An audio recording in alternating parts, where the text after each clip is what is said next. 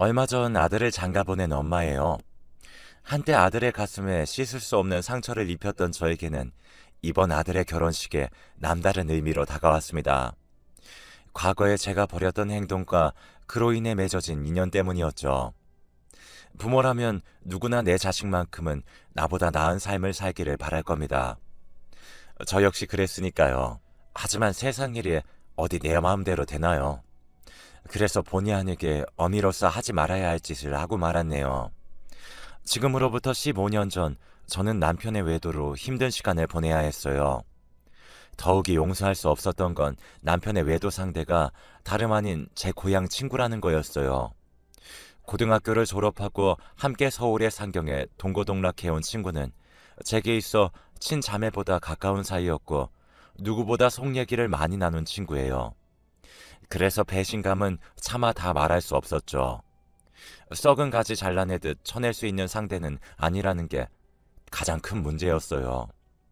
함께해온 시간이 길었던 만큼 제 기억 속엔 친구와의 추억이 가득했거든요. 그러니 기억이 살아있는 한 영원히 고통스러울 수밖에요. 남편이요? 남편한테는 그다지 미련이 없었어요. 신혼 초부터 여자 문제로 말썽을 피워온 인간인지라 애저녁에 마음이 멀어졌었거든요. 그럼에도 부부의 연을 끊지 못했던 건 하나뿐인 아들 때문이었어요. 내 아들이 부모의 이혼 때문에 남들에게 손가락질밖에 하고 싶지 않았거든요. 그런데 그 마지막 신념마저 무너지게 한 사건이 벌어진 거예요. 바로 제 아들의 한마디 때문이었죠. 제발 내 탓 좀 하지 마. 지긋지긋해. 나 때문에 참고 산다고? 웃기시네. 엄마는 그저 혼자 살 용기가 없었던 거야. 그러니까 내 핑계 좀 대지 말라고. 그 말을 듣는 순간 저는 망치로 머리를 세게 얻어맞은 것처럼 정신이 멍했어요. 지도 남자라고 아파 편을 드는 꼴을 보니 억장이 무너지더라고요. 애비고 자식이고 꼴도 보기 싫었어요. 이 인간들과 더는 한 공간에 머물기 싫을 정도로요. 그래서 결심을 하게 된 거예요. 집을 나오기로요. 절이 싫으면 중이 나와야지 어쩌겠어요. 어디 나 없이 니들끼리 잘 살아봐라 하는 심정이었죠. 홧김에 짐을 싸들고 집을 나오긴 했는데 막상 나와보니 갈 곳이 없더라고요. 당연하죠. 지금껏 집안 살림만 하고 살아온 제가 갈 곳이 어디 있겠어요. 제일 친한 동물하고 하나 있는 건 철천지 원수가 돼버린 마당이니 말이에요. 그렇다고 친정으로도 갈 수 없었어요. 이날 이때까지 표현도 한번 못하고 그렇게 산 주제에 40줄에 들어 남편과 자식 버리고 집 나왔다는 말을 어떻게 해요? 그래서 막막한 심정에 정처 없이 길을 걸으며 한참을 울었어요. 살면서 남의 가슴에 못 박은 적도 없고 남보다 더 갖겠다고 악다구니를 써본 적도 없는데 왜 나한테 이런 시련이 닥친 건지 억장이 무너지더군요. 그렇게 몇 시간을 걸었나 몰라요. 날은 저물고 갈 곳 없는 발걸음은 제 가방보다 더 무거웠어요. 그래, 몸 누일 곳이나 찾자 했는데 맙소사 여관비가 3만 원이나 하지 뭐예요. 그때 제가 세상 물정도 모르던 때라 여관비 3만 원이 크게 느껴졌어요. 그래서 입술만 달싹이고 있었는데 여관 주인은 방 달라는 말도 없고 서 있는 제가 한심해 보였는지 한숨을 쉬며 손가락으로 길 건너 찜질방을 가리키더군요. 정 안 내키면 여기서 이러지 말고 길 건너 찜질방이나 가봐요. 거기엔 7천 원이면 될 거예요. 3만 원도 손 떨려서 못 쓰는 여자가 무슨 주변머리로 집을 나왔나 몰라. 비꼬는 듯한 여관 주인의 말투에 그동안 억누르고 살았던 분노가 순식간에 터져나왔어요. 아줌마가 뭘 한다고 그래요? 내가 집을 나오든 말든 아줌마가 무슨 상관이냐고요? 3만 원이요? 그깟 돈이라면 나도 있어요. 그러니까 함부로 말하지 마세요. 이젠 상전처럼 받들고 살 남편도 없고 내 등골 빼먹고 살 아들도 없으니까 그깟 돈 좀 쓴다고 무슨 대수겠어요? 나도 이젠 나한테 돈 써가면서 살 거라고요. 그러니까 무시하지 말아요. 서슬퍼런 제 말에 여관 주인은 더 이상 아무 말도 하지 않았어요. 그리고는 안 됐다는 듯 쳐다보더군요. 그 눈빛이 더 화가 났어요. 나를 동정하는 듯한 눈빛에 더 자존심이 상했거든요. 서글펐어요. 내가 뭘 잘못했다고 처음 본 사람한테 이런 동정을 받아야 하나 싶었거든요. 친구 부인과 바람난 남편 놈이나 친구 남편이랑 놀아난 친구라는 것이나, 그런데도 지 아빠 편을 드는 아들이나 다 꼴보기도 싫었어요. 그런데 그보다 더 싫은 건 바로 저였어요.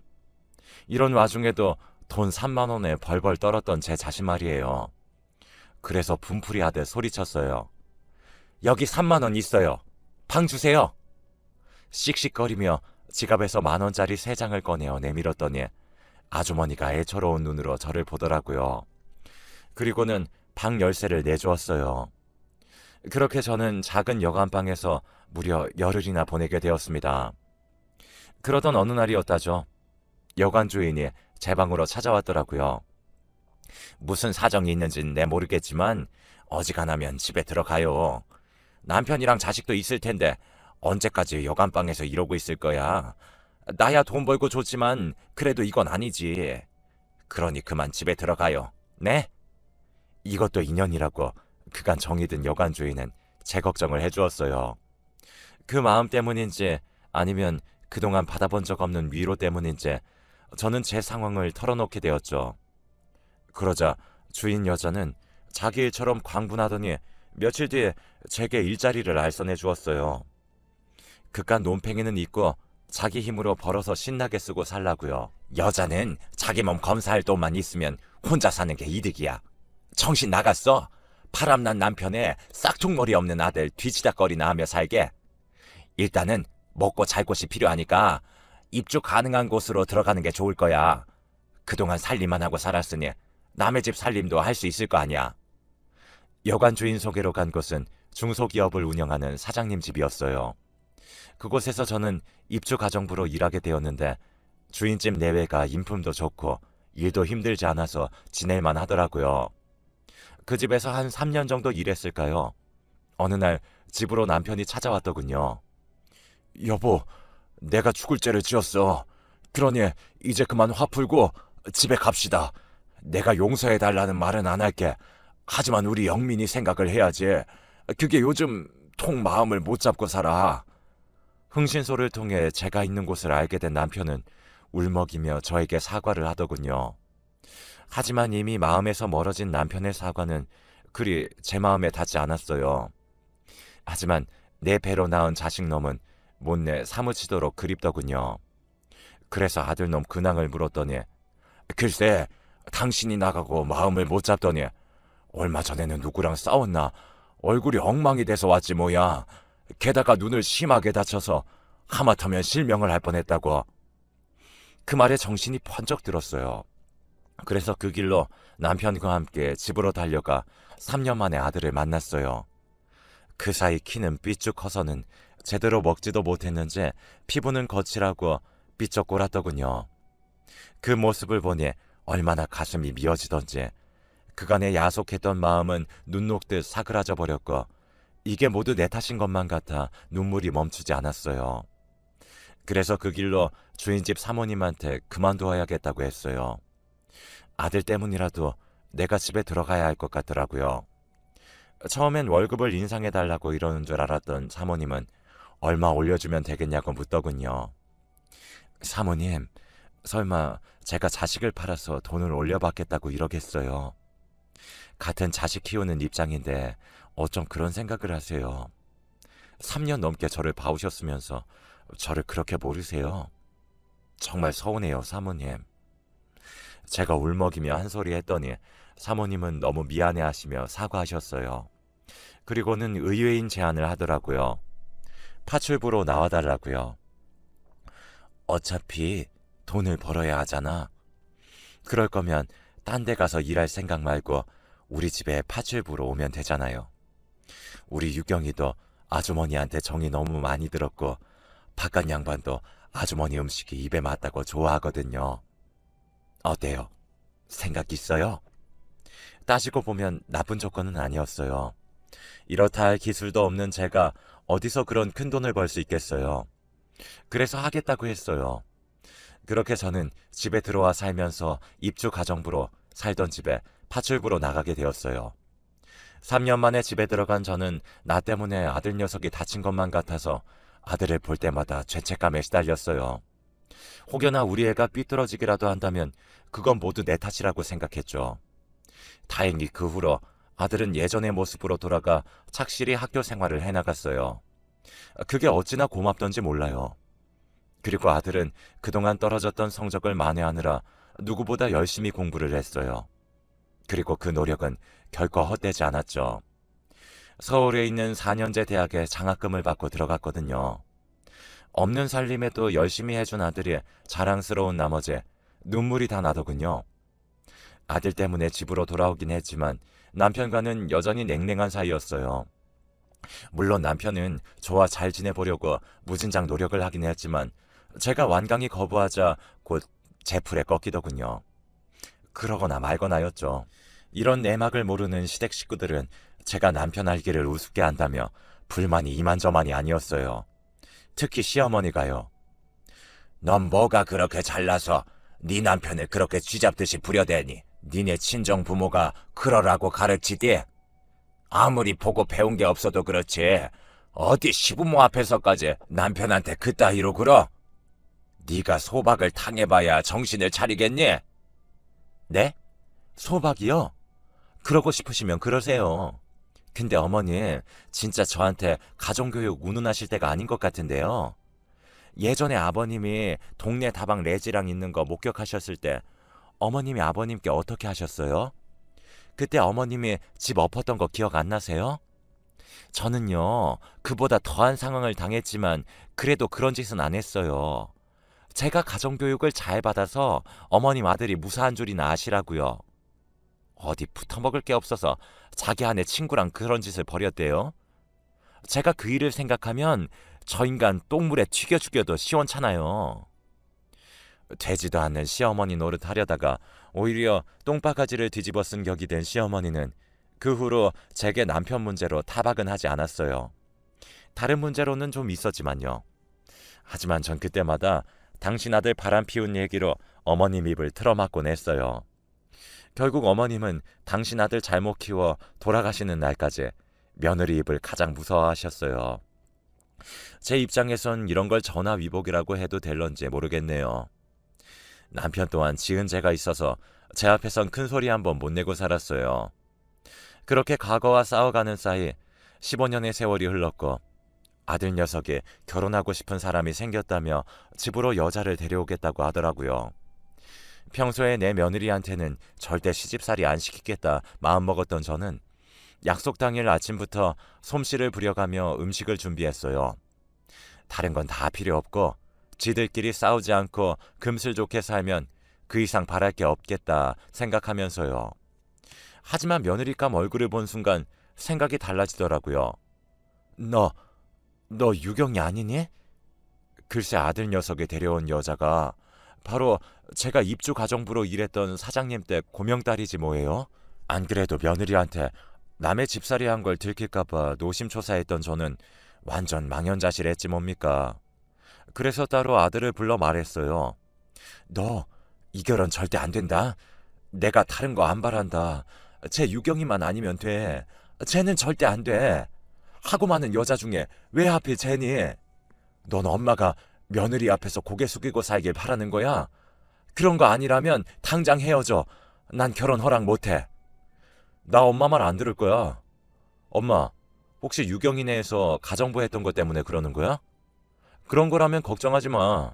유경이는 그런 일로 엄마 힘들게 할 애 아니니까. 겪어봤으니까 엄마가 더 잘할 거 아니야. 주인집 딸이 하도 착하고 예뻐서 며느리 삼고 싶었다며. 그래놓고 이제 와서 왜 이래. 그건 말이 그렇다는 거지 이놈아. 내가 빤스까지 빨아입히던 애를 어떻게 며느리로 들여. 그래서야 어디 며느리 앞에서 시어머니 위신이 서겠냐고. 너 그렇게 유경이랑 결혼하고 싶으면 이 엄마 죽은 다음에나 해라 이놈아. 저는 버럭 화를 냈어요. 그 바람에 밖에서 이 소리를 들은 유경이가 베란다로 달려나왔더라고요. 그리고는 제 손을 붙잡고는 제발 자기 좀 받아달라고 애원했습니다. 그 모습이 어찌나 애처롭던지 마음이 짠하더군요.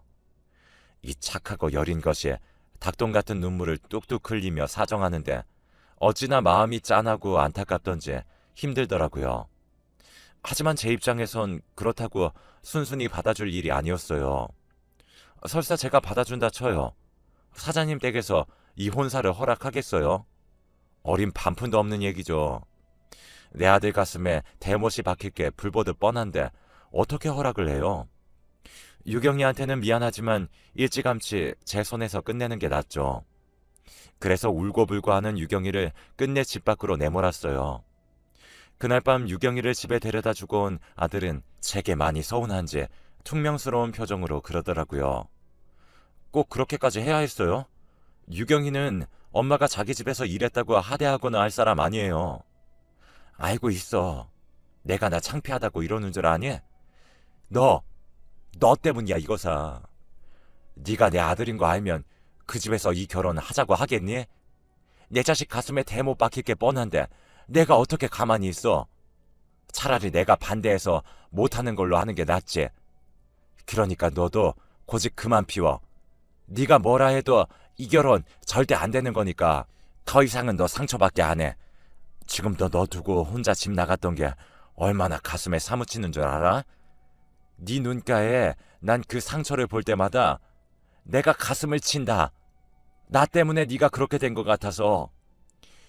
다시는 너한테 그런 상처 주기 싫다. 하물며 남이 그러는 건 더 못 봐. 그러자 아들은 침묵한 표정으로 말없이 자리를 떴어요.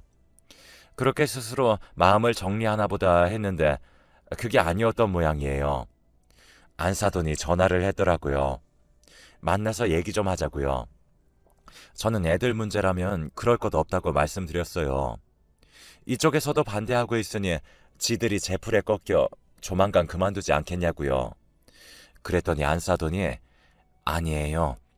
저는 그 얘기를 하려고 만나 뵙자고 하는 게 아니에요. 자세한 얘기는 직접 만나서 드릴게요. 라고 하는 거예요. 그렇게 해서 양가 내외는 서울 모처에서 만나게 되었어요. 남편이 어차피 결혼을 시킬 것도 아니라면 굳이 만날 이유가 있겠냐고 반대를 했지만 그래도 말은 들어봐야 할 것 같아서 남편을 데리고 약속 장소로 나갔어요. 그 집 일을 그만둔 지 7년이 넘었지만 소탈한 모습이 예전 그대로였어요. 안사돈은 저를 보자마자 달려와 두 손을 꼭 잡고는 그간 어떻게 지냈냐고 하며 안부부터 물어봤어요. 그 덕분에 어색할 줄 알았던 분위기는 다행히 부드럽게 흘렀어요. 몇 마디 나누다 보니 오랜만에 만난 친구처럼 그렇게 편할 수가 없었죠. 전에 유경이 내에서 일을 할 때에도 안사돈은 부리는 사람 대하듯 하지 않았고 마치 동네 언니처럼 친근하게 대해주었거든요. 그렇게 가벼운 일상 인사를 주고받으며 분위기는 부드럽게 흘렀어요. 그러다 본격적으로 오늘 이 자리를 마련한 이유가 나오기 시작하면서 분위기가 무거워졌죠. 시작은 바깥사돈이 열었어요. 오늘 이 자리를 마련한 건 다름이 아니라 정원이 어머님께 감사 인사와 함께 사과를 드리기 위해서입니다. 아시는지 모르겠지만 15년 전 우리 유경이가 한동안 방문을 걸어 잠그고는 방에서 안 나오던 적이 있지 않았습니까? 그땐 이유를 물어도 대답을 않더니 유경이를 통해서 며칠 전에야 그 이유를 듣고 얼마나 놀랐는지 모릅니다. 15년 전 제가 유경이 내에서 입주 가정부로 일한 지 반년쯤 된 때였어요.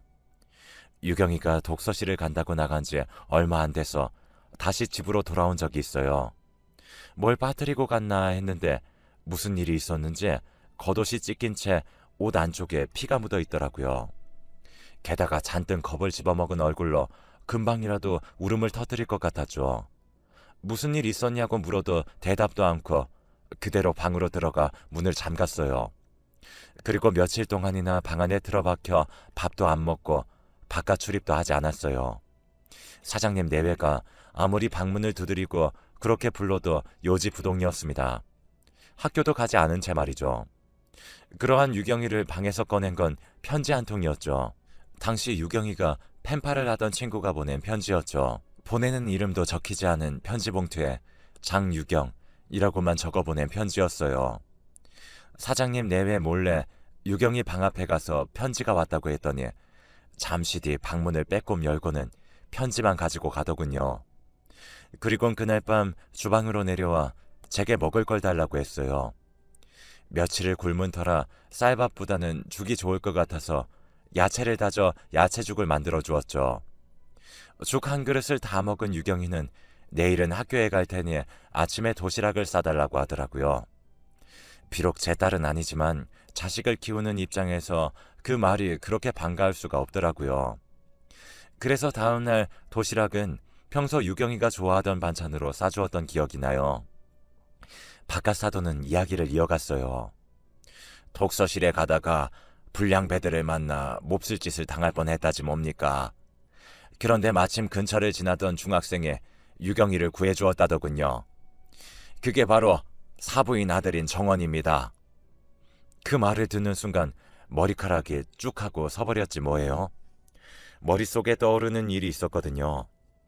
제 아들이 실명위기에 처할 정도로 다쳐서 돌아왔던 그 일이었죠. 그게 유경이를 구하려다 그랬던 거라니 손이 부들부들 떨렸어요. 왜 안 그러겠어요? 아무리 좋은 일을 하다 그런 거라지만 하마터면 내 자식 눈이 멀 뻔했는데요. 생각이 거기까지 미치고 보니 이 결혼은 절대로 안 되겠다는 생각이 들었어요. 그때였죠. 안사돈이 제 손을 덥석 잡더니 다짜고짜 사돈이라고 부르지 뭐예요. 사돈, 우리가 이런 인연으로 다시 만날 줄 누가 알았겠어요. 우리가 인연은 인연이었나 봐요. 뭐라고요? 인연이요? 누가 그래요? 사모님한테는 제 아들이 자기 딸을 구해준 은인이었는지 모르겠지만 저한테 유경이는 내 아들 눈멀게 만들 뻔한 악연으로밖에 안 보이네요. 사모님한테 유경이가 귀한 것처럼 저한테는 제 자식이 중요하니까요. 그리고요, 저는 이 결혼 결사 반대입니다. 내 눈에 흙이 들어가기 전에는 애들 결혼 절대 안 시킨다고요.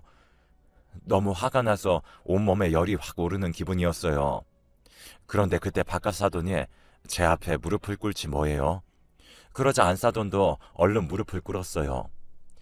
정원이 어머님, 용서해 주십시오. 부모 마음은 다 같은 건데 저희가 생각이 짧았습니다. 내 자식이 귀하면 남의 자식도 귀한 법인데 정원이 어머니 마음을 헤아리지 못했어요. 늦었지만 진심으로 사과드립니다. 막상 이렇게까지 과한 사과를 받고 보니 내가 더 못된 시어머니처럼 보이는 것 같아서 기분이 좋지만은 않았어요. 그래서 불편한 마음에 사부인을 억지로 일으켜 세웠어요. 제발 이러지 마세요. 이러시면 제가 뭐가 됩니까? 울고 싶은 사람 뺨치는 것도 아니고. 이러셔도 저는 결혼 허락 못해요. 그러니까 그렇게 아세요. 유경아, 아줌마가 미안하다. 하지만 난 널 며느리로 들이기 싫어. 네가 싫어서가 아니라 우리가 만난 상황이 불편해서 그런 거니까 너무 상처받지는 말아라. 미안하다. 저는 그 길로 자리에서 일어나 집으로 와버렸어요. 그런데 그날 밤 제 아들이 술에 잔뜩 취해 돌아왔더라고요. 아들이 저를 보자 제 어깨를 흔들며 자기는 유경이 아니면 안 된다고 울고불고 난리를 치더라고요.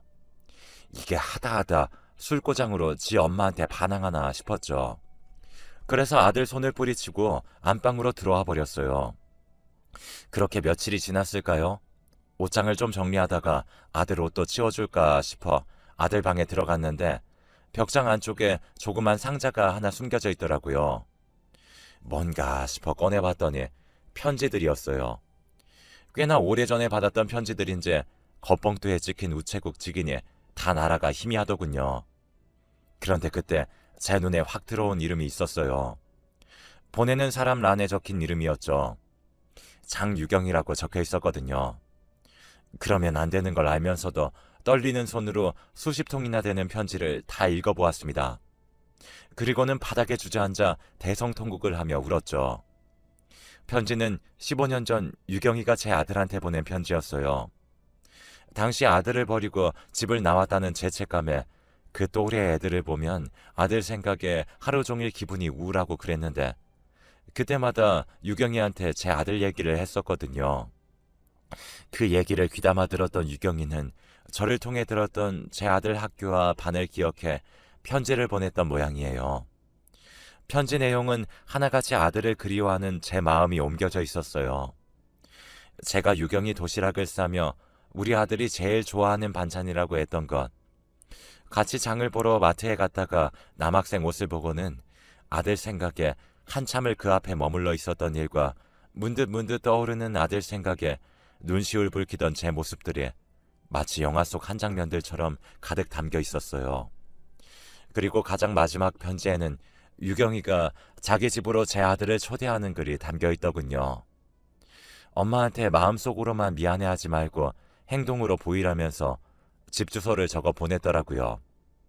그러니까 그날 아들이 그 동네를 찾은 건 유경이 때문이 아니라 나한테 사과하기 위해서였다는 거예요. 결국 내 아들을 위험에 빠뜨린 건 바로 저였어요. 유경이는 제 아들을 위험에 빠뜨리지 않았고 오히려 나와 아들을 화해시켜준 장본인이었던 거죠. 유경이가 아니었다면 제 아들은 제 마음을 알지 못했을 거고, 그랬다면 지금까지도 자기를 버린 엄마를 미워하며 살았겠죠. 아들이 공부를 열심히 하게 된 것도 유경이랑 같은 대학에 들어가기 위해서 그랬던 거였어요. 이 사실을 안 이상 그냥 넘어갈 수는 없었죠. 그래서 유경이를 불렀죠. 그리고는 오래전 일에 대한 감사와 함께 최근에 제가 가슴 아프게 했던 것들에 대해 사과를 했어요. 이렇게 예쁜 마음을 가진 아이를 몰라본 멍청한 아줌마를 용서해달라고 말이죠. 유경이는 그런 말씀 마시라며 오히려 제 눈물을 닦아주더라고요.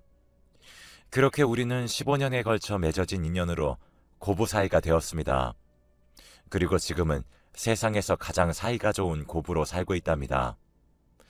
친구와 남편 때문에 세상의 배신감도 느끼고 그렇게 어느 정도 살아내다 보니 알 만큼은 다 안다고 생각했는데, 사람 인연이라는 것이 이렇게 사람을 치유하고 반성하게 만들 줄은 몰랐습니다.